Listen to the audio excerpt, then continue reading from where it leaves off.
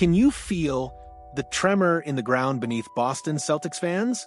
Is this the sound of a dynasty being dismantled piece by agonizing peace, or the calculated rumblings of a phoenix preparing to rise from the ashes? The offseason for the Boston Celtics has been nothing short of a seismic event, a gut-wrenching roster overhaul that has left fans reeling and analysts scratching their heads. What was once a formidable championship-contending roster has been stripped down, reshaped, and by many accounts, considerably weakened. Yet, amidst this chaos, a bold, multi-team trade proposal has emerged from the depths of the NBA rumor mill, promising a potential lifeline. But is it the desperate gamble of a team on the brink, or a stroke of genius that could redefine their path forward? The Boston Celtics, a franchise steeped in championship lore, entered this offseason facing a harsh reality, the luxury tax. After a deep playoff run that ultimately fell short, the financial implications of their star-studded roster became undeniable. The front office, under immense pressure, embarked on an aggressive salary-shedding campaign, a series of moves designed to reduce their luxury tax payments and gain much-needed cap flexibility. This strategic pivot, while fiscally responsible, has come at a significant cost to the team's on-court talent. Key contributors have been shipped out, often for draft capital or players on low-cost, short-term deals, leaving gaping holes in the rotation. The once dominant big man rotation, a cornerstone of their defensive identity, has been particularly decimated. The departure of Kristaps Porzingis, their primary center, was a significant blow, but the true gut punch came when veteran Al Horford, a beloved figure and crucial presence, decided to walk away in free agency. Suddenly, the prospect of Neemias Queta, a player with limited NBA experience, becoming the team's starting center loomed large, a chilling thought for any contender. With Jason Tatum also reportedly on the mend, the outlook for next season, on paper, appears far from promising. It's against this backdrop of uncertainty and strategic desperation that Bleacher Report's Eric Pincus unveiled a fascinating, intricate three-team trade proposal. This isn't just a simple player swap, it's a complex ballet of assets, draft picks, and financial maneuvering designed to address critical needs for all involved. At its core, the deal aims to provide the Celtics with a legitimate starting center, inject young talent and draft capital into a rebuilding franchise, and upgrade the backcourt offense for a playoff hopeful. Here's how this proposed blockbuster breaks down. The Boston Celtics would receive Walker Kessler from the Utah Jazz. In return, the Utah Jazz would acquire Terry Rozier and Jamie Jaquez Jr. from Miami Heat, Neemias Queta from the Celtics, a protected 2026 first-round pick and a 2026 second-round pick from Boston, a protected 2029 first-round pick swap from Miami, and $5.5 million in cash from the Celtics. Finally, the Miami Heat would land Anthony Simons from the Celtics, along with the draft rights to the 2025 number 53 overall pick, John Tunge from the Jazz. It's a dizzying array of moving parts, each with significant implications for the future of these three franchises. For the Boston Celtics, the immediate and most impactful gain in this scenario is the acquisition of Walker Kessler.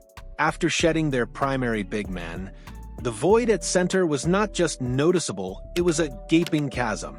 Kessler, a legitimate 7-footer, has become one of the most sought-after young bigs in the league, and for very good reason. His defensive upside is immense, a true rim protector who can anchor a defense.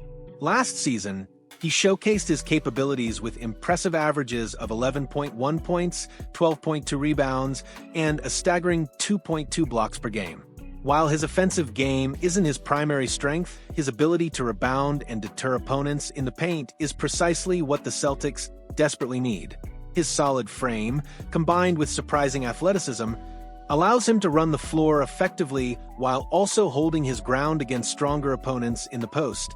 These versatile attributes in a traditional big man's role would be an invaluable asset for Boston, providing the defensive backbone they've lost. Furthermore, from a financial perspective, acquiring Kessler is a coup. With a cap hit of only $4.9 million, Boston would be shedding a substantial amount of salary by moving Simons in this deal. Considering Kessler is also on an expiring contract, the Celtics would have the flexibility to either re-sign him to a more favorable long-term deal or let him walk as a free agent, maintaining their cap flexibility for future moves. This trade, on the surface, appears to be a perfect solution to their most pressing roster deficiency. The Utah Jazz, on the other hand, would walk away from this deal with a veritable haul of draft capital and promising young talent, perfectly aligning with their ongoing rebuilding strategy. Their off-season priority has been clear: accumulate young players, expiring contracts, and as many draft picks as possible. This trade allows them to do all three, while also pocketing some cash from Boston. Pincus noted that the first-round picks coming over from both the Celtics and the Heat would be protected, Boston's being lottery protected and Miami's being top 5 protected. Given Utah's current approach to tanking and prioritizing future assets, there's a strong chance that both of these picks could convey in subsequent seasons, adding significant future flexibility to their war chest. While Terry Rozier, with his $26.6 million expiring contract, is part of the package, his inconsistent performance since joining the Heat, potentially linked to his recent betting scandal, suggests the Jazz may not have much use for him in their long-term plans. He'd likely be a trade chip or a veteran presence for a short period.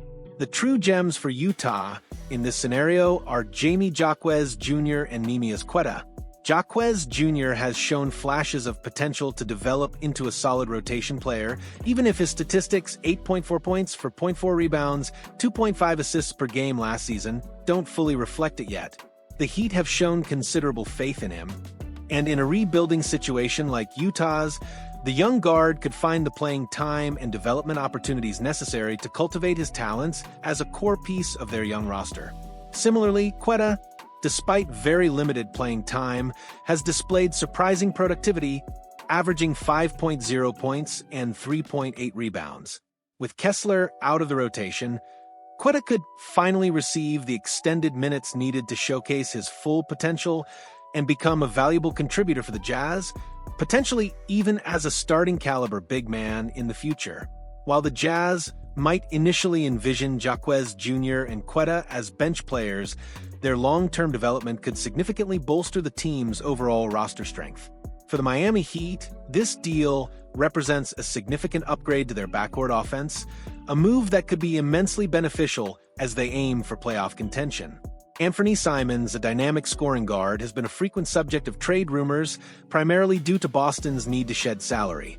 A move to the Heat, however, could be incredibly favorable for him.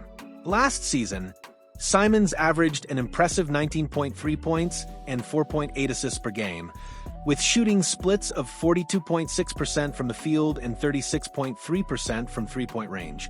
Alongside Tyler Herro, the 26-year-old could form a truly dynamic starting backcourt, a nightmare for opposing defenses. Simons' versatile offensive style, which often requires the ball in his hands, might create some initial fit issues with Herro, who also thrives with the ball. However, both players possess the ability to create shots for themselves and others, making them reliable offensive threats. Acquiring Simons would allow the Heat to experiment with different offensive strategies, leveraging the ball handling and scoring prowess of both guards. With their sights firmly set on playoff aspirations, this move could be the catalyst that transforms them into a top-6 team in the Eastern Conference, avoiding the perilous play-in tournament. In addition to Simons, the Heat would also acquire John Tunge, the number 53 overall pick from the 2025 draft. Tunge, a guard who showcased tremendous potential as an off-ball shooter and scorer, could be cultivated by Miami to eventually replace Jaquez Jr. and provide additional shooting depth. However, here's where the narrative takes a surprising twist, one that could render this meticulously crafted trade proposal completely unnecessary for the Boston Celtics. Just recently, Boston completed a trade that sent Georges Niang to the Utah Jazz. This seemingly minor move had major implications for their financial situation. With Niang's $8.2 million contract coming off the books, the Celtics are now a comfortable $7.8 million below the dreaded second apron, saving them a staggering $42.7 million in luxury tax bills. This move alone significantly alleviated the financial pressure that was driving many of their offseason decisions. Furthermore, Boston also made a shrewd signing, bringing in Raptors forward Chris Boucher on a one-year, $3.3 million deal. While Boucher doesn't completely address their need for starting-caliber big man, he certainly acts as a viable solution in the current situation, providing depth and athleticism in the front court. These recent moves, made after this trade proposal was floated, fundamentally alter Boston's needs and leverage. So, does this mean the Celtics no longer need to make such a complex, high-stakes trade? It's a legitimate question. While the proposed deal for Kessler undeniably fills a massive void at center, the urgency has diminished. The Celtics now have more breathing room financially and have added some depth in the front court.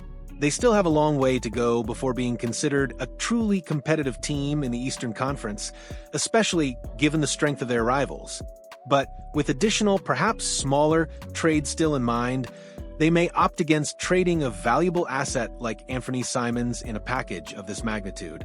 The strategic landscape has shifted, and what once seemed like a desperate necessity might now be just one of many options.